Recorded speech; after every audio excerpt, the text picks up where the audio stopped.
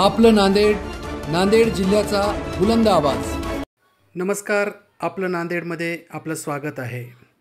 उमरी येथील तत्कालीन तहसीलदार प्रशांत थोरात यांचं निलंबन।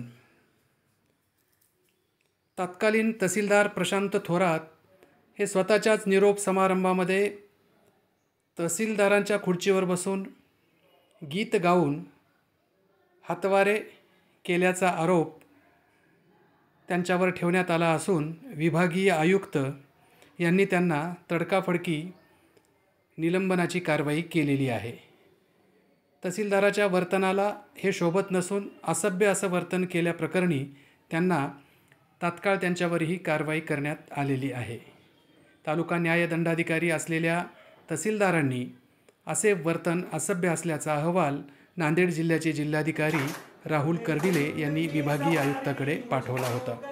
नांदेड जिल्ह्यात ह्या घटनेमुळे महसूल प्रशासनामध्ये खळबळ माजली असून आपल्या निरोप समारंभाच्या वेळी आपल्या सहकारी कर्मचाऱ्यासमवेत तहसीलदाराच्या खुर्चीवर बसून गीत गायलेले, अंगविक्षेप आणि हातवारे करत असभ्य वर्तनाचा ठपका तत्कालीन तहसीलदार प्रशांत थोरात यांच्यावर ठेवण्यात आलेला आहे।